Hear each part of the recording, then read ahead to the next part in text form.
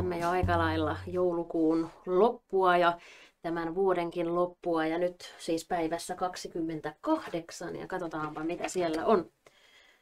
Tällainen kuva sieltä paljastuu ja Filippiläiskirje 2 jakeista 15 ja 16 löytyy meidän Raamatun lause tähän päivään. Tuolta iso kuva näkyviin noin. Idän tietäjät lähti jatkamaan matkaansa Jerusalemista ja tähti, jota he olivat seuranneet, niin näkyi taas ja kulki heidän edellään. Se ei tainnut olla mikään ihan normaali tähti-ilmiö, vaan Jumalan loistamaan laittama tähti, joka ohjasi tietäjiä oikeaan suuntaan. Kun se tuli sen paikan ylle, missä lapsi oli, niin tähti pysähtyi siihen. Ja kun tietäjät näkivät tähden, heidät valtasi suuri ilo.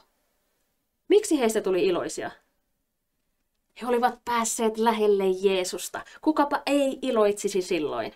Suurin ilo, mitä ihminen voi kokea, on Jeesuksen läheisyys. Tietäjät meni taloon ja löysivät sieltä lapsen ja hänen äitinsä Marian. Ja Jeesuksen syntymästähän oli kulunut jo aikaa, kenties vuosi tai pari, joten Jeesus ei ollut enää siellä seimessä, vaan heillä oli nyt tilaa talossa. Ja tietäjät heittäytyivät sinne maahan ja kumarsivat lasta. He olivat viisaita miehiä. He tiesivät ja he tunnustivat, että Jeesus on todellinen kuningas, jota kaikkien tuli kunnioittaa. Ja tulee tänäänkin kunnioittaa. Tietäjät toivat Jeesukselle myös lahjoja. Ne olivat kalliita kuninkaalle sopivia lahjoja. Kultaa, suitsuketta ja mirhaa. Ja se kultahan viittaa kuninkuuteen, eli siihen, että he tunnustivat, että Jeesus on kuningas. Suitsukkeet viittaa rukoukseen, ja Jeesus todella paljon vietti aikaa rukouksessa isänsä Jumalan kanssa. Ja mirha kertoo kärsimyksestä, kuinka Jeesus joutui kärsimään ristillä syntiemme tähden.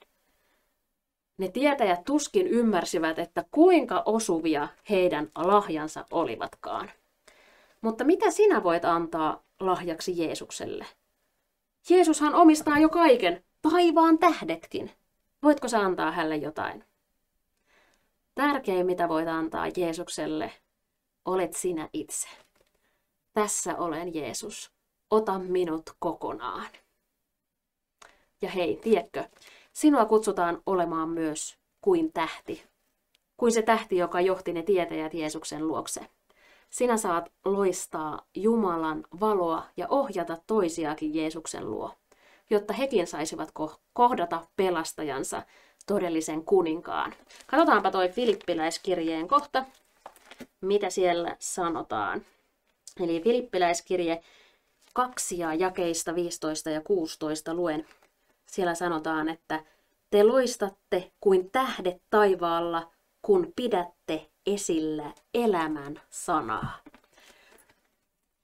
Kun sä pysyt Jumalan sanassa, Jeesuksen lähellä, sä oot hänen omansa ja Jumalan sana on sulle rakas ja sä sitä esilläkin pidät, niin hei, sä loistat kuin tähti.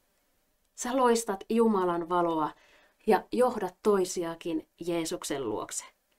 Eikö ole mahtavaa, että me saadaan olla Jeesuksen tähtiä? Rukoillaan. Jeesus, kiitos siitä, että me saadaan olla sun tähtiä. Meissä itsessämme ei ole valoa eikä kirkkautta, mutta kun sinä asut meissä, niin sinä loistat meidän kautta. Ja kiitos, että me saadaan johtaa toisiakin sun luokse. Auta meitä pysymään sinun sanassa ja pitämään sinun sanasi esillä, että toisetkin voi siihen tarttua. Kiitos, että sinä tulit meille parhaimmaksi ja suurimmaksi lahjaksi, mutta Herra, me halutaan tänäänkin sanoa sulle, että tässä me ollaan, ota sinä meidät, ota meidät ihan kokonaan. Meillä ei ole sulle muuta annettavaa sinulle, joka annat kaiken, mutta me halutaan myös antaa itsemme, kaikkemme sinulle.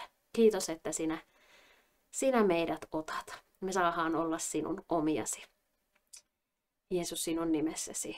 Aamen. Niinpä niin. Eiköhän vaan mennä eteenpäin ja kiitetä siitä, että Jeesus valoansa loistaa meidänkin kautta eteenpäin. nähdäänpä sitten huomisessa ohjelmassa. Moi moi!